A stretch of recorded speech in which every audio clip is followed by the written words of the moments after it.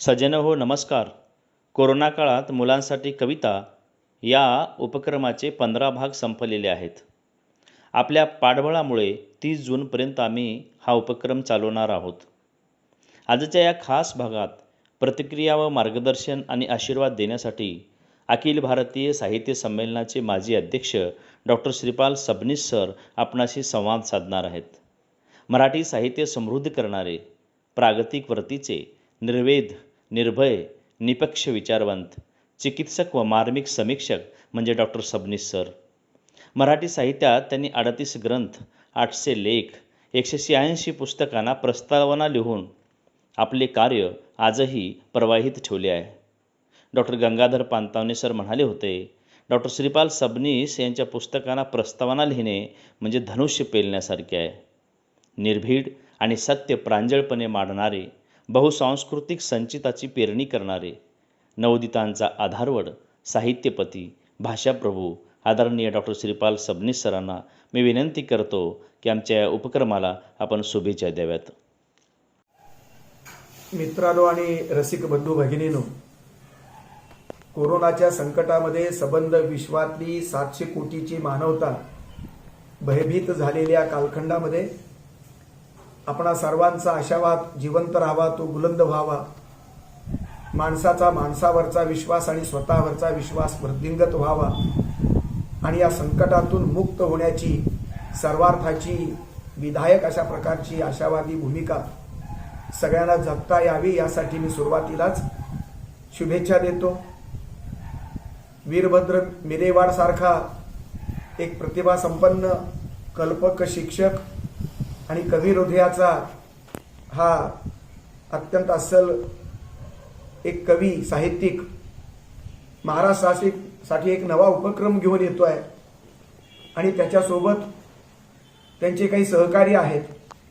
Corona काळात मुलासाठी कविता हा या उपक्रमाचा संदर्भ महाराष्ट्र अनुभवतोय. 2 जूनपासून 30 जूनपर्यंत लहान मुलांच्यासाठी बालकविता सादर करण्याची ही परंपरा तांत्रिक आणि आधुनिक माध्यमाच्या द्वारे सादर करण्याची ही परंपरा नव्यानं रुजते आहे.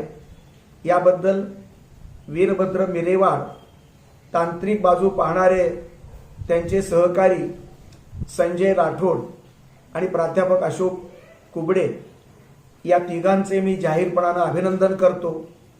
या उपक्रमामध्ये महाराष्ट्राच्या वेगवेगळ्या कानाकोपऱ्यातील प्रतिभासंपन्न कवी सहभागी होत आहेत. आपल्या 2 कविता सादर करतायत. त्या कवींचा आणि त्या कवितेचा परिचय वीरभद्र मिरेवाडच्या निवेदनातून लोकांपर्यंत पोहोचतो आहे.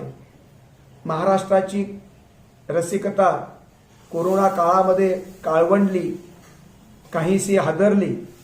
अशा काळामध्ये माणसातला लहान मूल जागवणं आणि लहान मुलाची रसिकता जागवणं, भयमुक्त वातावरण निर्माण करणं आणि संस्कृती आणि तत्वज्ञान आणि जगण्यावरचा विश्वास वाढवण्याच्या दृष्टीनं हा उपक्रम मला अत्यंत महत्त्वाचा वाटतो. आजपर्यंत या उपक्रमामध्ये एकनाथ आवाडांनी आपल्या कविता सादर केल्या. त्यांच्या 2 कोयत्यांच्या नाट्यपूर्ण कवितेनं मी प्रभावित झालोय. रामदास केदार यांची एकंदरीत सगळी गुरुजीच्या संदर्भातली कविता असेल, त्यातलं नाट्य असेल, गेयता ही अत्यंत महत्त्वाची वाटली.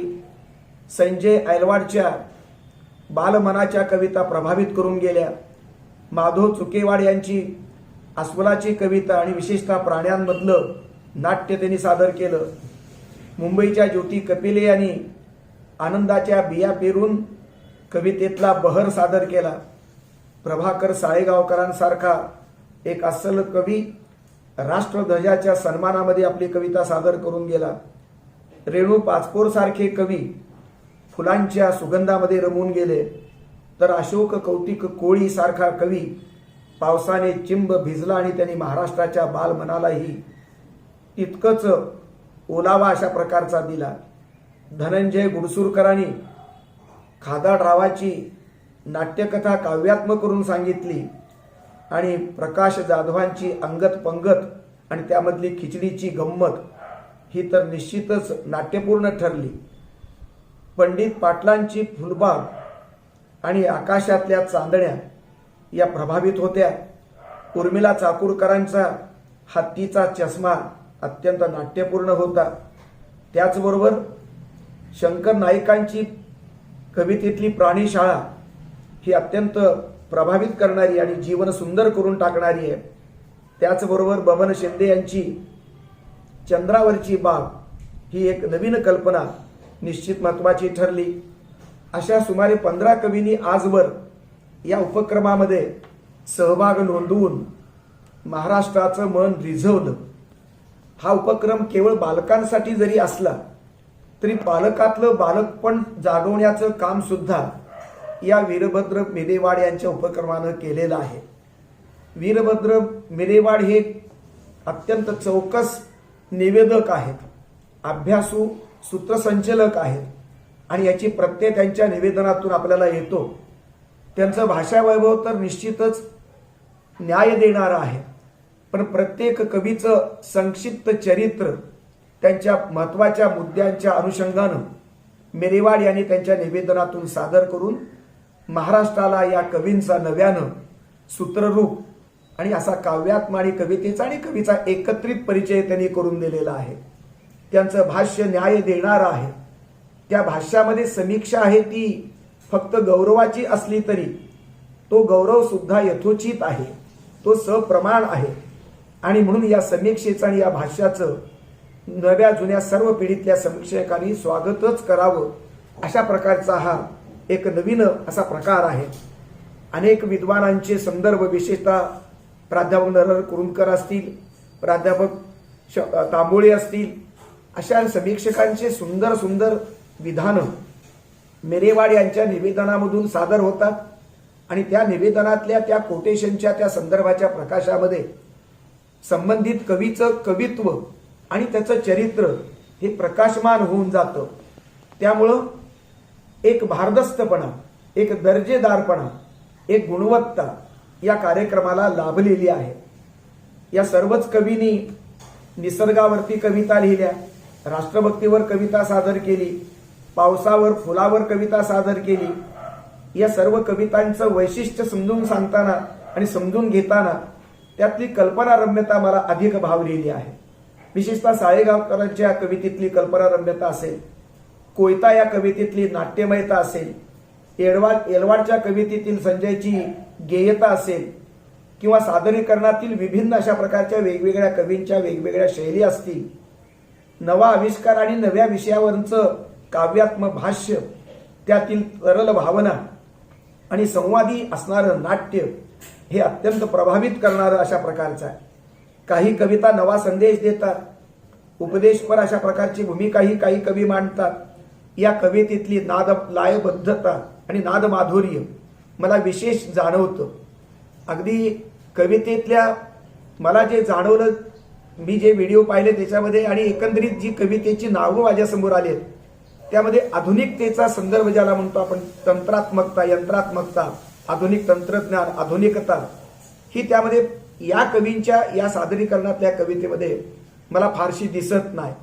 दुसरी गोष्ट, ज्या कोरोनाच्या काळामध्ये या कविताला सादर केलं जात आहे त्या कोरोनाचा एकही संदर्भ कुठल्याही कवितेमध्ये मला दिसत नाही.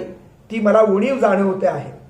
कोरोनापासून कसं मुक्त राहावं आणि कोरोनाला कसं आपण संकटाच्या काळामध्ये त्याला पळवून कसं लावावं यासाठी जी जिद्द आणि जो आशावादाची पेरणी करण्याची आवश्यकता आजच्या काळामध्ये बालमनाच्या आणि बालकांच्या पिढीच्या संदर्भात जी आवश्यक आहे ती अपरिहार्यता आणि ती आवश्यकता मात्र कोणत्याही कवीच्या कोणत्याही प्रतिभेनं स्वीकारलेली मला दिसत नाही. त्याची मला गरज वाटते. काही कवी कविता बालमनाला न पचणाऱ्या किंवा न पेलवणाऱ्या सुद्धा एक दोन कविता मला जाणवलेल्या आहेत. परंतु एकूणच बालकवितेचा नकाशा हा प्रभावित करण्याच्या दृष्टीनं महाराष्ट्रातला हा उपक्रम संबंध महाराष्ट्राचा सांस्कृतिक नकाशा प्रभावित करणारा आहे, याबद्दल माझ्या मनात शंका नाही. कवीचं अंतरंग आणि कवितेचं अंतरंग हे दोन्हीही, कवितेच्या सादरीकरणातून कवितेचा अंतरंग आणि निवेदकाच्या भूमिकेतून मिरेवाडनी स्पष्ट केलेलं कवीचं अंतरंग, चरित्राचं अंतरंग असं कॉम्बिनेशन, अशा प्रकारचं एक सुंदर एकात्म रूप कवी आणि कवितेचं या कार्यक्रमातून मला अनुभवता आलेलं आहे. त्याचबरोबर मिरेवाडच्या भूमिकेतून आणि निवेदनातून त्या कवीचं एक संक्षिप्त अशा प्रकारचं कवितेच्या संदर्भातलं कर्तृत्वाचं चित्र आणि चरित्र हे सुद्धा महाराष्ट्राच्या डोळ्यासमोर आणि मनामध्ये रुंजी घालताना आपण पाहतो आहोत. दुसरी गोष्ट, हे प्रातिनिधिक कवी आहेत, पण या कवींचं अस्सलपण, त्यांची गुणवत्ता, त्यांचे पुरस्कार, त्यांच्या जीवनातले संबंध, एक महत्वाची वैभवी शिखरं ही या निवेदनातून स्पष्ट होतात. त्यामुळे कवींचा वेगळ्या पद्धतीनं नवा परिचय माझ्यासारख्या जुन्या पिढीतल्या एका अभ्यासकाला निश्चित होतो आहे. त्याचबरोबर या एकूणच उपक्रमांमध्ये जे काही संदर्भ आलेले आहेत, व्हिडिओचा संदर्भ जो आलेला आहे तो प्रामुख्यानं या नवीन तंत्रज्ञानाचा नवीन आविष्कार या ठिकाणी केला गेला. या व्हिडिओच्या निमित्तानं कवीचे ते घर, कवीच्या घरातली टापटीप, त्यांच्या घरातील पुस्तकांचं त्यांचं वेड किंवा त्याची आवड, त्या घरातील रंगसंगती आणि एकंदरीतच कवीचं सादरीकरण आणि शैली याही संदर्भामध्ये फोटोमधनं व्हिडिओमधनं दर्शन घडतं. त्यामुळे कवीबरोबरच कवीचं घरपण सुद्धा हे लोकांपर्यंत पोचलेलं आहे. कोणत्या संदर्भात, कोणत्या परिस्थितीत कवी आपलं जीवन, घरगुती जीवन जगतो आहे, हे पण संदर्भ या ठिकाणी लक्षात आलेला आहे. आणि म्हणून हा नव्या दर्जाचा उपक्रम सांस्कृतिक क्षेत्रामध्ये हा रुजू होत असताना माझ्यासारख्या जुन्या पिढीतल्या अभ्यासकानं वीरभद्र मिरेवाडसह 14-15 हे झालेले कवी आणि पुढे येणारे 15-20 कवी या सर्व कवितांच्या स्वागत करणं, या कवींचा गौरव करणं आणि या संयोजकाचाही गौरव करणं मी माझं सर्वार्थाचं सांस्कृतिक कर्तव्य मानतो.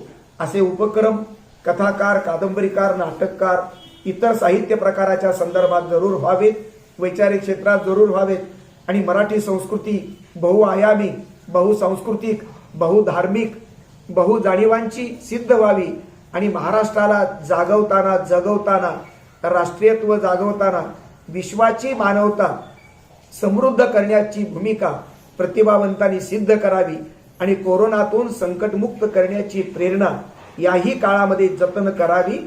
सर्व संकटावरती मात करण्याची शक्ती आणि क्षमता ही प्रतिभावंतामध्येच जरूर आहे आणि ती शक्ती जागृत करून सर्वसामान्य माणसाचा आशावाद बुलंद करण्याचा ध्येयवान सर्वांनी सर्व काळी सतत जागवावा, जिवंत ठेवावा, अशा प्रकारची सदिच्छा आणि शुभेच्छा व्यक्त करून मी माझं हे भाष्य या उपक्रमाच्या संदर्भात या अभिनंदनासह आणि शुभेच्छासह संपवतो. धन्यवाद.